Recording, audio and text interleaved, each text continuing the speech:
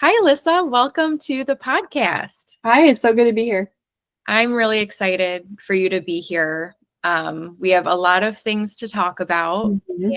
and let's just get into it. So, let us know a little bit about yourself. How old are you? How old you are? Where you're from? How you met your partner? All of that. So my name's Alyssa. I'm 29. I always have to think about that. And I'm from Fort Myers, Florida. So I was born in Tampa, but we've lived here since I was in kindergarten. My husband's also from this area. So we met actually at a party when he was a freshman in college and I was still junior in high school. And kind of we've just been together ever since. So since 2012, it's been a long time. That has been a long time. Yeah. That's very rare these days. Yeah. That's amazing. When did you get married?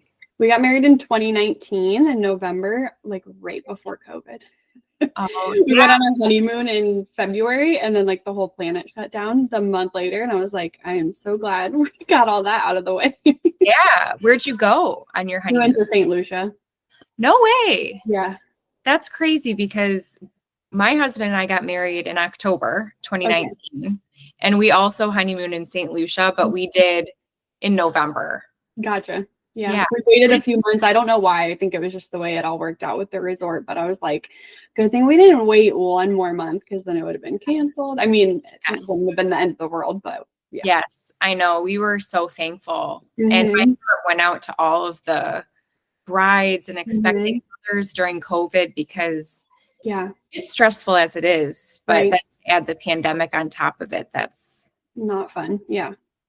Where did you go in St. Lucia? Where'd you stay? We stayed at a resort called TK. So it was just kind of like off the beaten path and it took forever to get there, but we left, we stayed there and we never left the resort and it was beautiful. Yeah, that's so fun. We thought St. Lucia was beautiful. Yeah, I would definitely go back. I would go back too. Yeah. Sometimes I'm like, wow, what I do to go back honeymoon? Because it was just feels like forever ago. I know, it does. It really does. So you got married in 2019. Did you and your husband always want to wait a little bit to start a family? Yeah, I was working as a PICU nurse, and then I knew I wanted to go back to school to be a nurse practitioner. So I was like, getting pregnant and going to NP school would be quite the challenge. I know people do it, but I just didn't want to do both at the same time. So we decided to wait. I got through nurse practitioner school. Then, you're graduated and you're like, do I want to be pregnant 1 month into learning a new job? So then that kind of put things off a little bit further, which we were fine with our timeline. But then I kind of just ignorantly thought that once we wanted to have a baby, we would just try one time and have a baby, and that would be that. Yeah. That's what you're told growing up. And it's crazy because I know better. Like I work in the healthcare field, and then I know a bunch of my friends like have fertility struggles and things like that. I just never thought it would be me. Yeah. You don't think those things would happen to you until they do. Correct. Yeah. Yeah. Okay. So when did you officially decide? So we started trying, oh my gosh, I can't even keep track of the years anymore, but we started trying, wasn't last October, but the one before that. Okay. 2023? Yeah. Okay. Like I feel like I've been pregnant for 5 years. So we started trying in October. I thought, we'll just get pregnant the first time we try. Like silly me. Didn't happen for a couple months. Took 3 months, which retrospectively is not very long. But it felt like forever when that's what you want and you get a negative test and it's just like it's just not the way you think it would go. And then we got pregnant on the third time trying, and it ended very quickly, miscarriage. So that was hard, like very mentally exhausting. But the physical part of it, fortunately, wasn't so bad for me because it was very early. I didn't have to have like a DNC or any kind of treatment for that, which I'm thankful for. But my OB at the time, they had like told me on, your patient portal based on blood work that's what had happened. And so I didn't like that that's how I was notified of, I knew what had happened. Like I saw the numbers. I know what I saw. But that felt very insensitive to me. So I, got established with a new provider. You never received a call ever? No.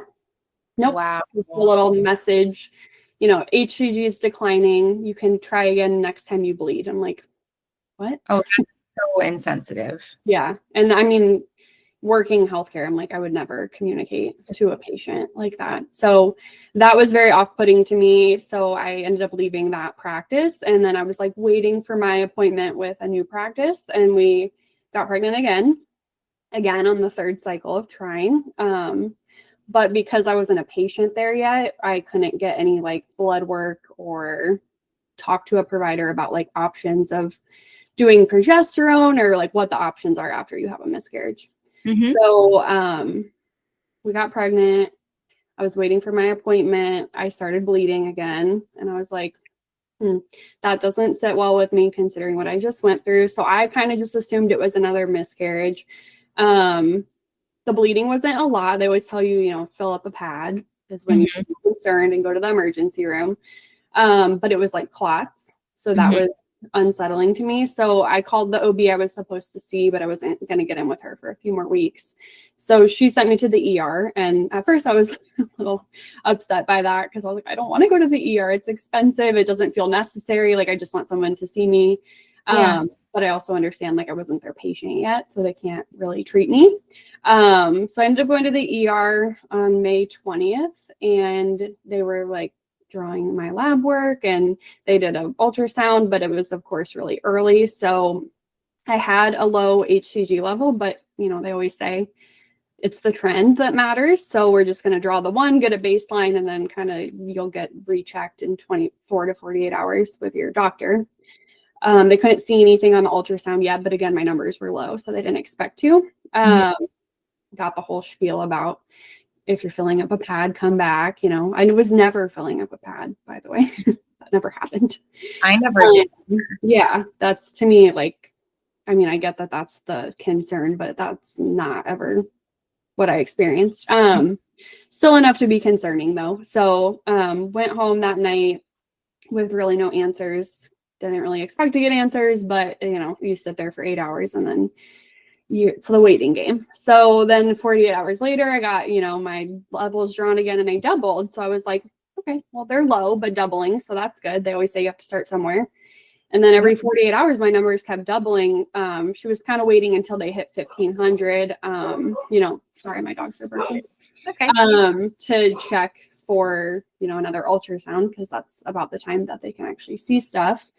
So my numbers kept doubling, but I kept bleeding, and she put me on progesterone, just hoping that if it was like a threatened miscarriage, that could help. Once they hit 1500, which was about like when I was 7 weeks, that's when we had our confirmation appointment of pregnancy at the OB office.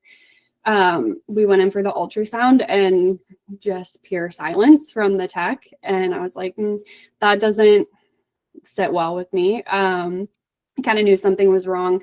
I kind of figured something was wrong before, because you just know me. Yeah. And I felt pregnant for like the first week, and then I kind of lost symptoms. So, I was having the bleeding and the no symptoms. So that I kind of already knew. I went into the appointment kind of expecting bad news. And then when she said absolutely nothing, I was like, well, I don't know. I've never done this before. So maybe she's not allowed to say anything. Like maybe she has to wait for the doctor to review things. I didn't know if you get like pictures of your ultrasound, like right then and there, or if that's something the doctor gave you. Cause again, I had never been pregnant, right to that point. So I realized very quickly when I was in the waiting room that everyone else had an ultrasound picture and I did not. And that's when I was like, okay, this is not going to be good news. But again, was not expecting anyone to say anything about ectopic. I knew about ectopics. I'm a nurse, like never once thought that was what I was having. I was just going to ask you if you knew about an ectopic and what was going on, if you were thinking that. Yeah, I knew what it was, and I knew all the symptoms, but I wasn't having, other than the bleeding, but that's, that's a sign of so many different things. I didn't have shoulder pain. I didn't have, I can't say I had one-sided pain. I just kind of had pain. didn't feel dizzy, lightheaded. And it's like looking back, all the symptoms they tell you to look out for are when you're ruptured, not when it's just growing and hanging out. Right. In your tube. So I feel like there could be a little more education around that, because those are all very late signs that like something is a serious problem. Yes. So when we got in with the doctor, it took forever because I'm sure she had to review everything, and everything was still very small on the ultrasound because our numbers were low. And she came in and was like, this is very concerning for an ectopic, so I have to send you to the hospital. They treat you in OB triage, which is a whole nother problem because you're sitting in the waiting room with a bunch of very pregnant, 20 plus weeks beyond people. Yeah. So between the, sitting in the waiting room with everyone having an ultrasound picture and being excited, and like you're not happy for them, but you want that for yourself. That was hard. And then you go to the hospital and you're sitting in the waiting room with people who are very pregnant. Yeah. So they redid everything there. They confirmed, lab work. They took me back for an ultrasound, even though I had just had one. And I was glad, because when I left that office, I was like, she's got to be wrong. And she's a very good doctor, and I trust her. So I was like, it's not that I ever questioned her. It's just that I was in complete denial about the whole situation. I'm like, this can't be right. Like, this has got to just be another miscarriage. This can't be because I already know what the treatment is. So I'm like, I'm terrified of all of that. So I get to the hospital. The thoughts of, this can't be happening to me. Yeah. No way. And then why me? And yeah. So I was, just in total denial. My husband is great. He's super supportive. He really was just super quiet and didn't know how to process any of it. Because I'm usually the one that's like telling him what things mean. And I'm like, no, this can't be happening. This isn't it. And he's like, I don't know what to think at this point. So I was glad they confirmed everything, because I wouldn't have wanted to accept a treatment for something that was like not double checked by another person. So they do the ultrasound at the hospital. So that was like, I don't know. I had been to the ER, by the way, like between May 20th and whenever I got diagnosed, like 4 times. Oh my gosh. Like they kept telling me, just go back if you're bleeding. And I just kept going back without getting answers. So this was like my 5th or 6th transvaginal ultrasound, like at this point. And I was like, just hoping that everything, like they were wrong and that everything was going to be fine. But, very quickly. Crazy that even in the midst of all of the testing and the going back and forth, you still have a sense of hope that they're wrong and that everything's going to be okay. Right. And I trusted these people. It was never a matter of like questioning their professional opinion. It's just like I don't know, your brain just stops thinking logically, I think. Yeah, I totally think that. Yeah. It's wild. So they confirmed everything. And then they, gave me my treatment options, which are watchful waiting, not recommended, chemotherapy, methotrexate, or surgery. And I don't know. I was like, what do I even think about this? Because obviously I'm not doing watchful waiting. No, I'm not like I'm having symptoms, and that's not happening. But when you're being told about the methotrexate, it's like, oh, this will dissolve your pregnancy. And I'm like, dissolve my baby? Like that just didn't sound, it's not pretty, but it doesn't sound good. It's like not what you want, because this is what you hoped for and prayed for. And then it's like, oh, we got to get rid of it. And that just doesn't feel good. And then surgery is obviously very scary. So I felt like when your best option is like chemo, that's a really hard position to be in. And I'm very like healthy for the most part. And the thought of like putting a chemotherapy drug in my body, I was like, what kind of effects is this going to have on me long term? But that was my best option. So that's what we decided on. It didn't take us very long to make the decision. It just definitely didn't feel good to make that decision. Did you choose methotrexate because it was less severe and invasive? Yeah. And I wanted to save my tube if I could. Because at this point, it goes from you're trying to save your pregnancy and your baby to like, well, now I have to, that's off the table. That's that's over and done with. Now it's like, what about saving body parts? Yep. To preserve your fertility for future children. It's just like a really crappy feeling to be going from thinking about that to this, and you feel guilty making a decision. Well, and to have to make the decision in a matter of minutes. Yeah. You don't even really have time to properly research. Right. You don't have time to think of the proper questions to ask. Right. Everything is so fast paced. Yeah. Yeah, because it's like life or death. I mean, yeah, it's not a matter of like you have a week to figure this out. Like every minute could be you're rupturing. So, I mean, even just them going over, I work healthcare. I know about this medication, but when they started teaching me about the medication, like what, food restrictions you have, because you can't eat anything that has folic acid in it, because then it'll make the medication not effective. And you still have to be on essentially, I mean, not bed rest, but like they don't want you working out. They don't want you doing a lot of things that could put any pressure on your tube, because even though you took the medication, it might require a couple doses and you can still rupture. So again, it's like scary when you're thinking this is the best option, but it might not work. Yeah. But it's 85 to 95% effective. So I felt good about that. Mm-hmm. So I got the first shot. They broke it up into 2 different injections, but just because of the volume of it, it took forever. It took like 8 hours for the pharmacy to make it, which really, yeah. Wow. Because the hospital I was being treated at, they don't have an oncology unit. Okay. So the children's hospital that's attached to it does. And so the children's pharmacy actually had to make it for me. Okay. And, since it's based on your weight and all of that, it took forever. So again, I'm like waiting in the waiting room with I didn't have a room. They don't put you in a room. It's like, just go to the waiting room to wait for this medication with a bunch of 20+ week pregnant women. And the nurse came out and she was like, you guys can walk around the hospital. You can go like sit somewhere else. We can call you. I'm like, yeah, I'll be doing that because this is fun. So we went and sat out in the waiting room. We made all our phone calls that we needed to make. That was kind of our first time telling some people that we were pregnant, like my in-laws and stuff. So, and my parents, and it's never fun when you're sharing like a good thing and a bad thing at the same time. Yeah. I'm sure as a parent, like that probably just feels like the rug was pulled out from underneath you. Right. So we kind of filled everyone in on what was going on since we had some time to do that. And then the medication was ready sometime in the evening. I took the shot, we went home, finally feel like I kind of started to process things at that point. Mm-hmm. Where did you get the shot injected? In both of my hips. Okay. Did they give you options for that?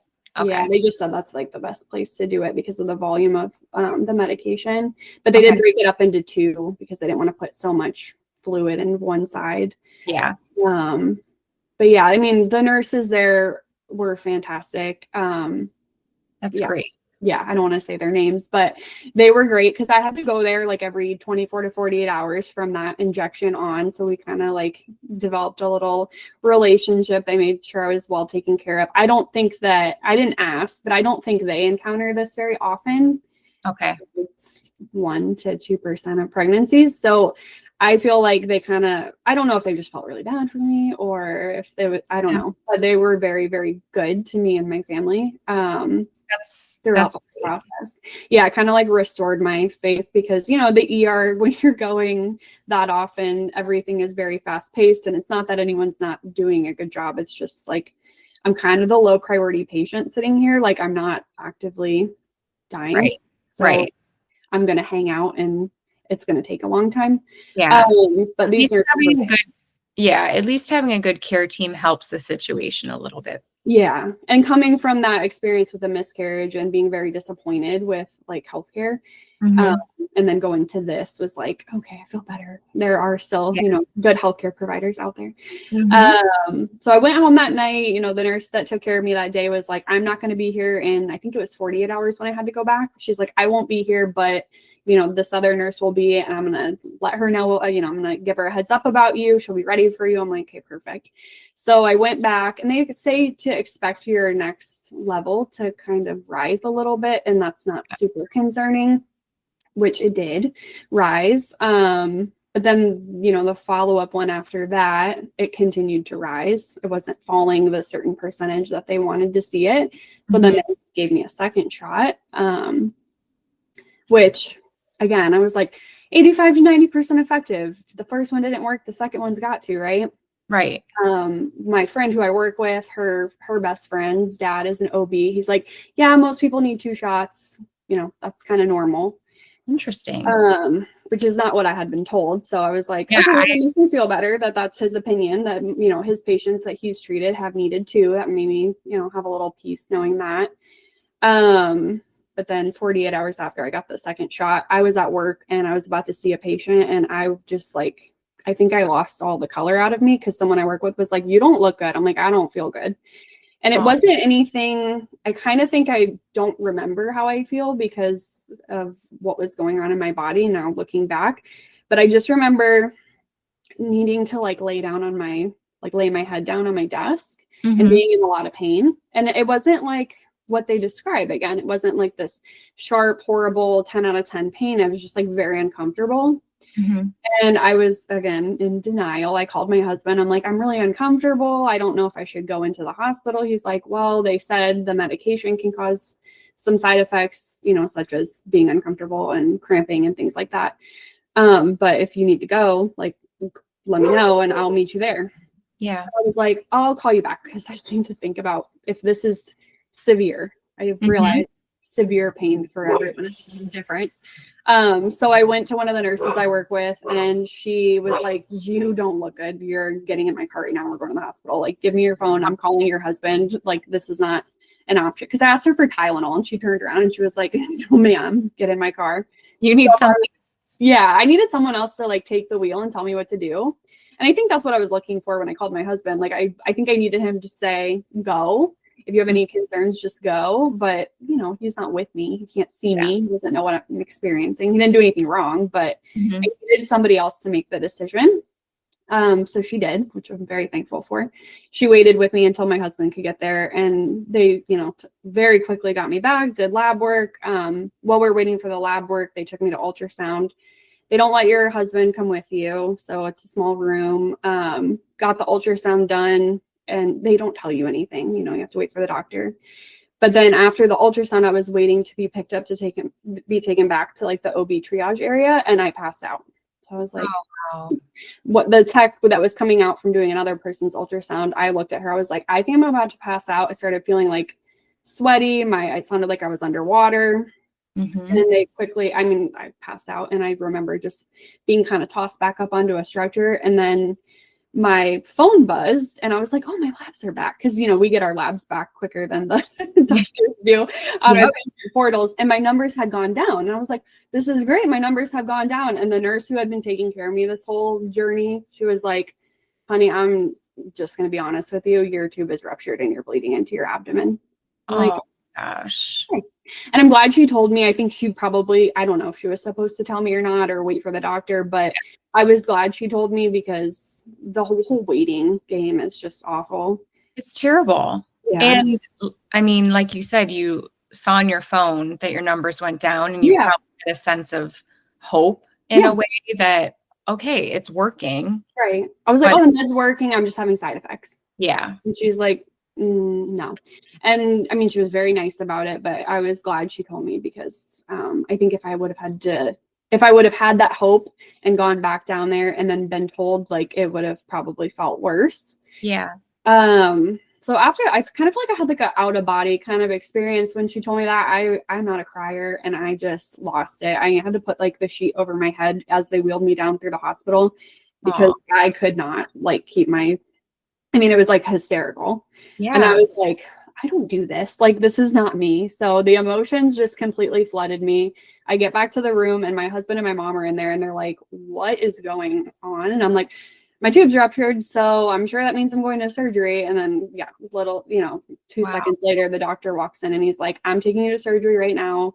It's, he's what I needed. I did not need someone to sugarcoat anything at that point. I just needed someone to tell me, this is what we're doing. This is literally your only option. And this is what I have to do. Right. To save your life. So he was great. He was very calm. and just gave me the facts. The nurse came in and they do some like, very expedited, pre-op kind of stuff, asking me if I had an advanced directive. And that's when I was just like, if something happens, don't bother. And my husband's like, whoa, whoa, whoa. No, you are going to resuscitate her if something happens. She's very emotional right now. Just ignore her. But like, I never thought I would be asked at 29 years old, like if I have an advanced directive. No, like you'd never get so defeated at that point that I'm like, I literally don't care. Just whatever. Yeah. Again, I didn't want to make any more. I don't think I was like capable of making any decisions at that point. Right. No, definitely not. So from the first time you received methotrexate up until your tube rupturing, how many days was that? I think it was 8. Okay. Yeah. So like from the time I found out to the time I had surgery, it was like 2.5 weeks. Okay. From the time I went to the ER the first time to the time I got my first methotrexate shot was like a week and a half.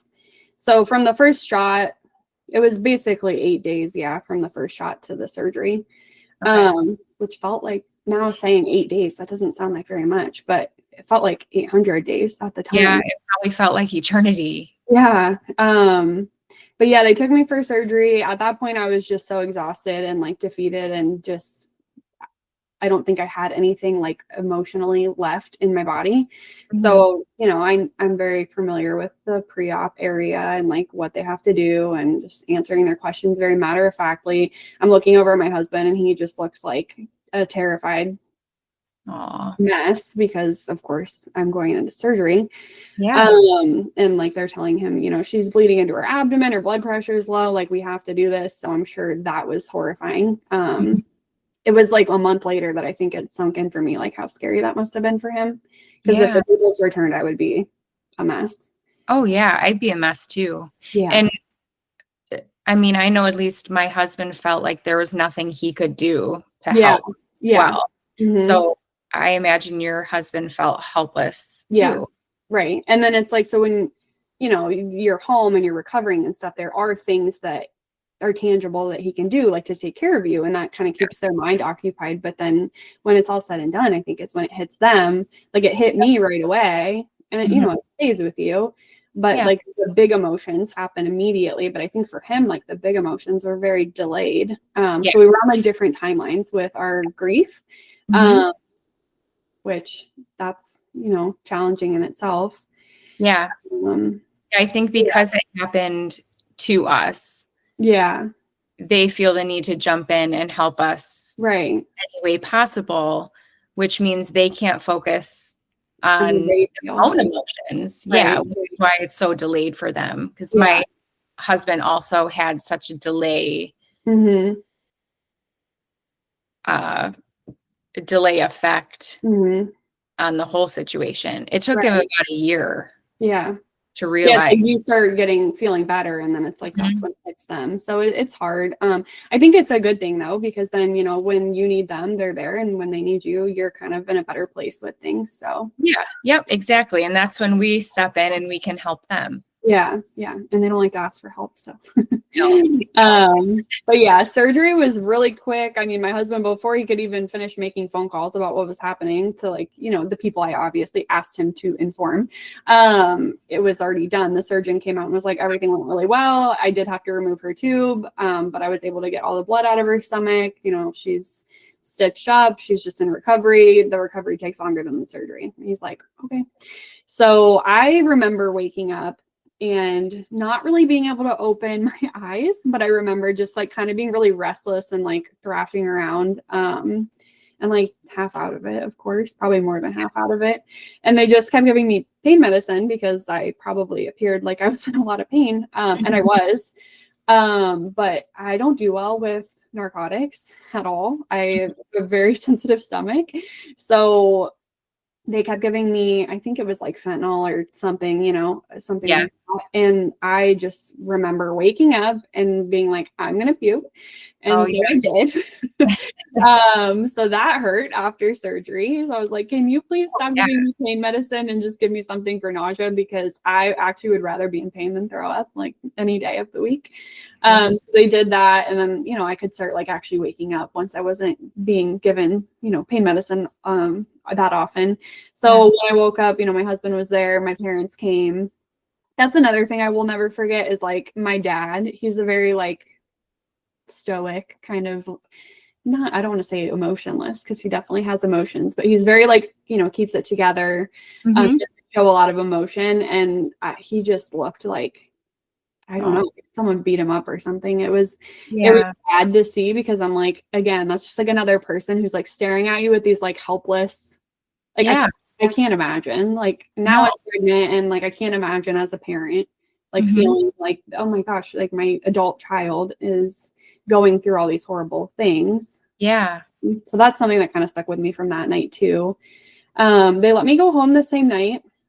Once I was awake and I peed and, you know, wasn't throwing up, they were like, okay, bye, which I'm glad. I don't want to stay in the hospital if I don't have to, but I was terrified. I'm like, wait, we have to go home? Like, who's going to help me up? And my husband doesn't want to break me. And like, there's no one there that like knows how to get someone up after surgery. So I was a little nervous, but we got home and that was, I mean, we lived like 45 minutes from the hospital at that point, and that was the longest car ride of my life. I bet. Just like pure silence. Yeah, I mean it hurt, but like I just think I think the emotional part kind of came. And like I don't think either one of us said a word. I don't think we had music on. I mean, it was just, if we did, my brain blocked it all out. It was just like pure silence. And we got home. Luckily, it was just late at night and I was just ready for bed. And then the next morning is when I woke up and I was like, did that just happen? Yeah, it probably felt like a dream. It did. I was like, certainly that couldn't have just been the way that played out. So it was like, I think a Thursday when I had surgery. So I took Friday off work. I think I went back to work on Monday, but like virtually. Oh, wow. I was like, I just need to not think about this. So like keeping my brain occupied with other people's problems actually helps me.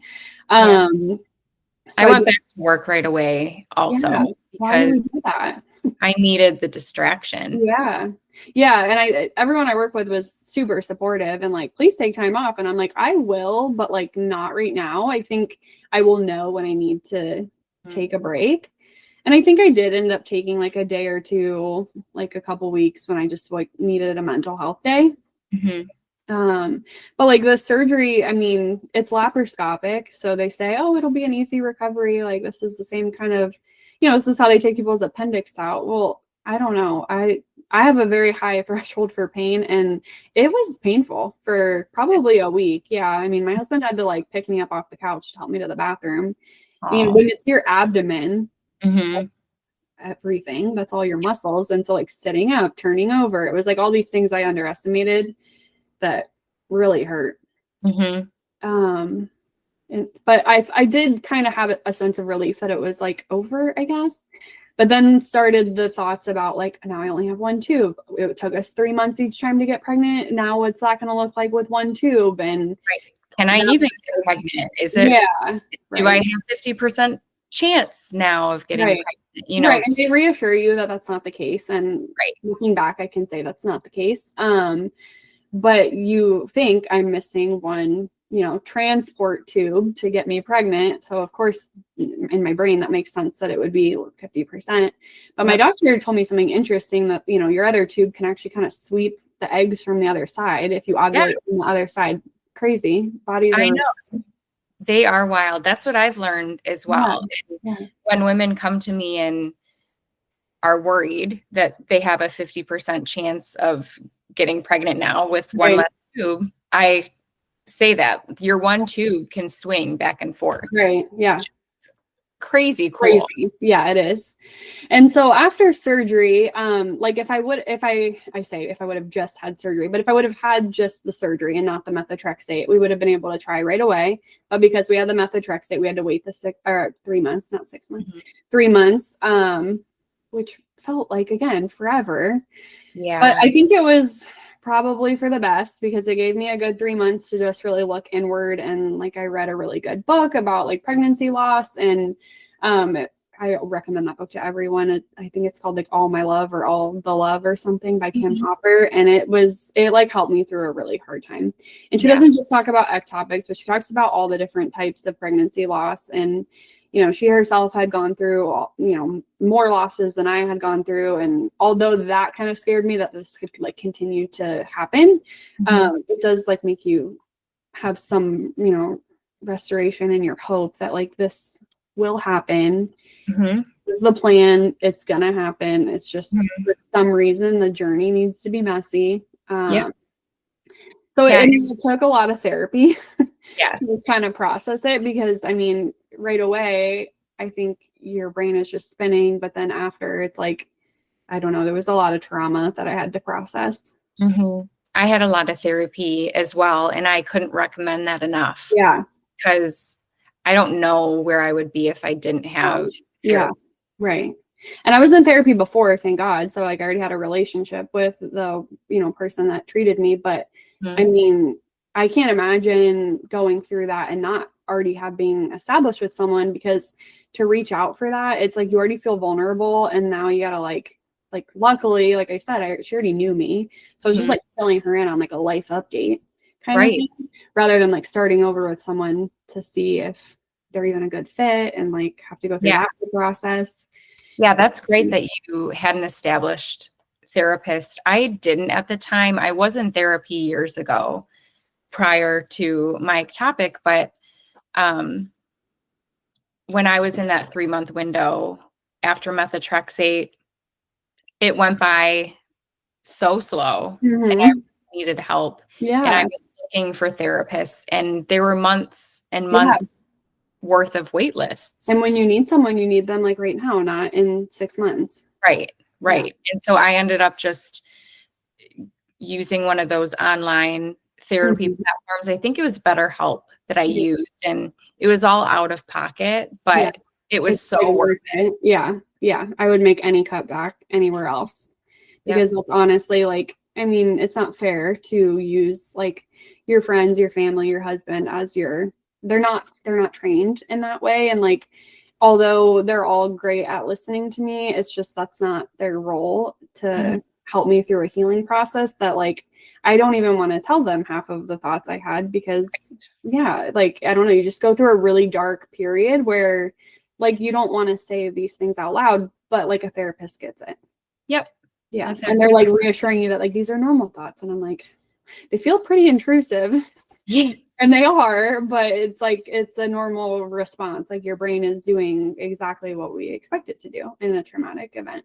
Definitely. So you had to wait the 3 months. You and your husband decide to start trying right away once the 3 months were up. At first, like after my miscarriage and then after my ectopic, I was like, I give up. This is not for me. Like, I can't do this again. But I think again, that's just like my brain protecting itself. But then, you know, of course I had very shortly after, I was like, I know the second we can start trying again, I'm going to. I was like not willing to let anything hold me back. Like, I know I'm supposed to be a mom. I am a mom, regardless of if I'm pregnant right now or not. Like, once you've been pregnant, whether your kids are here or not, you're a mom. But I just knew like I'm supposed to have kids. This is like what I'm supposed to do. And I'm not going to let anything stand in the way. It's scary. I definitely was nervous about another ectopic, because they say if you have one, you can have another. But my doctor reassured me that that's kind of more common in people that their tube gets left in place because it has, you know, scar tissue and whatnot. So she's like, actually, I think you're at a lower, like, I think you're just back to your normal 2% chance with the one tube. And this is why statistics do not reassure me, because I'm like 2%. That's crazy. But it was actually like 2 months of trying, and we got pregnant. And right away, I just had a feeling it was twins. We walked outside after I took my pregnancy test, and there was 2 rainbows above our house. And I was like, no way. I just feels. I was like, well, I've had 2 losses, so maybe that's what that means. But I just had like a feeling there was 2 in there. And then we got our HCG drawn because, of course, after you have an ectopic, they want to like check things very quickly. My numbers were so high. And at one point I was even nervous. I was like, is this like a molar pregnancy or something? Because they say those make your numbers really high. Because I was way above the range of like what was normal. But again, there's no like normal range for an HCG. Yeah. But I was like, okay, my numbers are very, very high. And they also say that that's not a good predictor of multiples, but I just like had that gut feeling. And then just a couple other things happened. Like my friend was making breakfast and she cracked open her egg and there was a double yolk. And she's like, you'll never believe I just got a double yolk. And I'm like, okay, this is weird. And then I went to work and it was like week 5, your baby's like the size of an orange seed. And that's what the app told me that morning. And then I walk into work in the break room at lunchtime and 2 people are eating cuties. And I'm like, hey, everything just kept happening in doubles. And I'm like, I swear there's 2 in here. Oh and my God. I had some spotting. And so I got very nervous. And I think I was like 6 weeks at this point. And it was really nothing. Like it was, if I hadn't gone through what I went through, I would have probably not thought twice about it. But when you have gone through things like this, like you check toilet paper every time you pee. Yeah. You are hyper aware. Other people don't do, right? So I was like, that's like literally it was like one spot of like very old brown blood. So I was like, I'm going to the ER. My husband's like, really? I'm like, yeah, we're just gonna go because I've definitely met my deductible and I'm not gonna sleep tonight if we don't go. And he's like, okay. So he respected that. I think he thought it was very unnecessary. I think deep down in my brain I knew it was very unnecessary, but I was just like, I'm too anxious to not go get this checked out. Hey, it's a peace of mind. Right. Yeah, you just go. And that's my advice to everyone who's like worried about payments and stuff. It's like, just go. You'll figure out the finances later. Like your life is way more important. And if there's something they can do for your baby, then like you should do that. So, and I always worry about like, are they going to roll their eyes that I'm even here? But like, who cares? They don't. We always think they're going to roll their eyes, and maybe they do behind closed doors, but they're very nice to you when you're there. At least in my experience. So we went, I got my ultrasound. They don't show you anything because you're at the hospital. And I'm sitting in the waiting room that I was sitting in, when I passed out with my ectopic, and I was like, please come pick me up soon because this is very triggering. And I look in my chart because I get a notification that results are ready. And I'm like, okay. And the ultrasound tech was like, she couldn't tell me anything, but she was like, trying to say like, everything's, going to be fine this time. And I felt like she was like trying to put little, things out there, like, calm down. Things are fine. Yeah. Things are good. So then I get the notification that I have a result ready, and it says sonogram less than 15 weeks, multiple fetuses detected. I'm like, oh my God. And I'm sitting in a wheelchair in the ultrasound room by myself, and I screenshot it and I sent it to my husband, and I'm like, do you think this is a mistake? And he's like, does that mean we're having twins? I was like, or more. Oh my gosh. And so then we get downstairs and the doctor walks in and is like, I guess we're having twins. And I was like, okay. I did have a little subchorionic hematoma, but it was like so small they weren't worried about it. That explained the spotting, which made me feel better because I'm like, if I continue to spot, at least there's like a reason. A reason that doesn't concern me as much as other reasons. So that's how we found out we were having twins. Wow. Congratulations. I'm thrilled for you. And your story is the exact story that brings hope to others who may find themselves in similar situations. Yeah. Do you know the genders of the twins? Yep. Two girls. 2 girls? Oh. 2 girls. They're fraternal. So we're very excited. Twins don't really run in our family. We didn't do any fertility treatments. Like we didn't take any, ovulation enhancers or anything like that. Wow. So I think it was just like God's plan, honestly. Like, it was just meant to be. Yeah, it's just, that's how it was supposed to be. And very grateful, everything, being pregnant after you have multiple losses is like very, scary. And I thought that after the first trimester it would be like less scary, and every day you get through, though, you're like, I'm pregnant today, everything's good today, you just get through one day at a time. Very nauseous my first trimester. So that's really all I had time to think about. But then, I hit my second trimester. I kind of stopped worrying so much. Because before I was like, do they have heart rates? I was so nervous every time that we were going to go to an ultrasound and they were going to say one doesn't have a heart rate. So, I was very on edge with each appointment. But when I hit the second trimester, I was like, okay, everything's smooth sailing from here. Like, this is just going to work out. And then we got sent to maternal fetal medicine. That was always the plan. They don't see you until you're like 17 weeks, or 16 maybe, but I was 17 when I saw them. So I saw them just because it's multiple gestation. I think they always send you if you're a twin pregnancy, but then also given my history and I have like a health issue that, causes me to retain iron. So they want to keep an eye on that. So they sent me there. I was like, everything's going to be perfect. They're going to discharge me from the specialist that day. Mm-hmm. Again, ignorance is bliss, right? And so I have my anatomy scan. The girls look great. All their organs are exactly where they expect them to be. They're measuring ahead. They're moving and grooving. She didn't mention anything about like my cervical length at the time because, again, they wait till the doctor tells you. But then I get in the doctor's office and I'm like thinking he's going to just tell me everything looks great and like go home and don't come back. And he's like, so your cervix is really short. I'm like, what? Again, something I've learned about in nursing school, but that is like a 1% chance. I'm like, how short are we talking here? Like short, like I need to do something about it, or like you're just being drama. So he was like, well, it's 24 millimeters. And then when you're in certain positions, it goes down to 14. They want you between 25 and 50. And the 14 is like not acceptable to them. And I was having some like internal dilation and what they call funneling. Okay. And he was like, he doesn't have the best bedside manner, but that's okay. He's not delivering my baby. So I just take it with a grain of salt and move on. But he was like basically calling people in Miami to try to get me set up for surgery. And I was like, hold on. So then I was like, I just need to talk to my regular OB. Again, like panic sets in, everything's going great, and now the rug is being ripped out from underneath us again.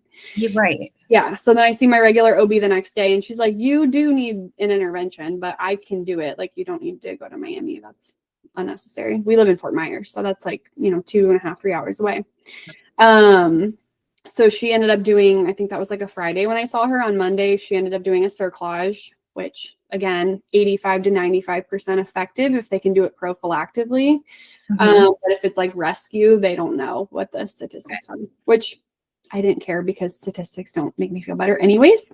Yeah. I was like, whatever you got to do, they did the cerclage, they put me on progesterone. I'm on modified bed rest. But that was 7 weeks ago, and everything's been looking good. My cervix is measuring normal. Yeah, whatever they did is working, and we're like at viability week tomorrow. So, oh my gosh, that's so amazing. Yeah, I'm like, these girls are meant to be here. So it's like, I just have a good feeling that it's going to work out. And I have no control, is what I've realized in all of this. And my very type A anxiety personality has just like been totally rocked.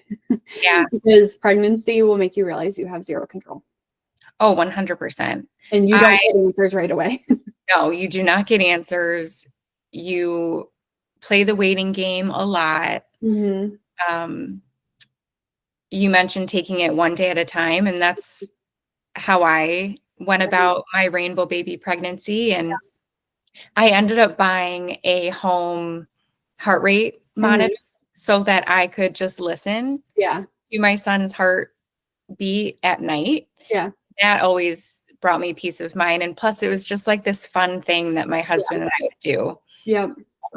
I thought about buying one of those, and then they were all like, everything you read is like, good luck finding twins if you don't know what you're doing. And I'm like, well, now I've been to the doctor enough that I feel like I know where she's finding them. Yeah.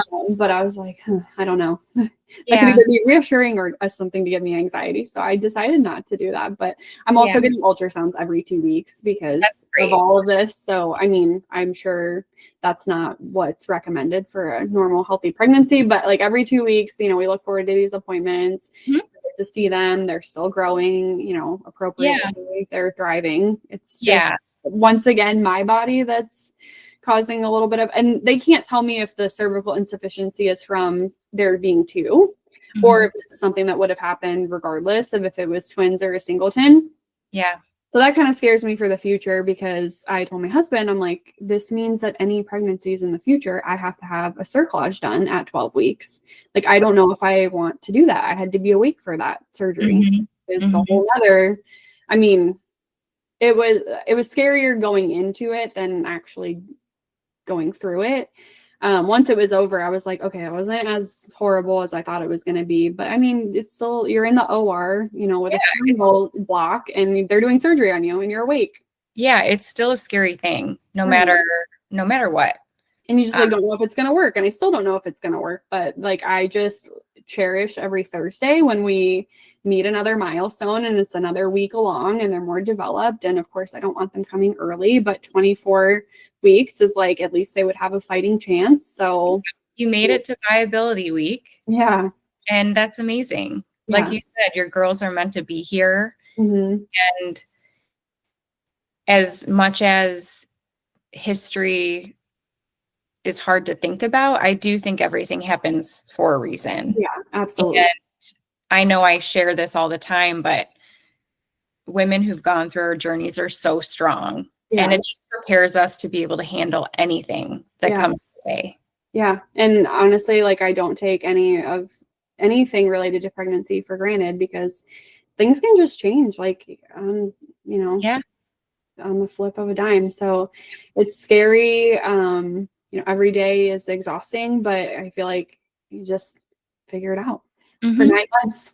Yeah. And you're getting so close. I feel like between 25 weeks and 30 weeks, I was like just getting so excited, because I knew that the day that I was going to meet my rainbow baby was coming up soon. And I'm so excited for you to experience that. Yeah. My next appointment, I mean, I just had my OB appointment yesterday, and she's like, okay, at your next visit, we're scheduling your C-section. I'm like, what? That's crazy. That just easy wrap up really quickly. But yeah, we have like basically the nursery is pretty much all done. Like, we have the baby shower in a couple weeks. So it's just all really exciting. When I got the bad news at 17 weeks, I was like, cancel the baby shower. I'm not buying anything else. Like, I don't know if this is going to work out, but then I quickly, you have your moment, and then you have your moments, and your moments are completely valid.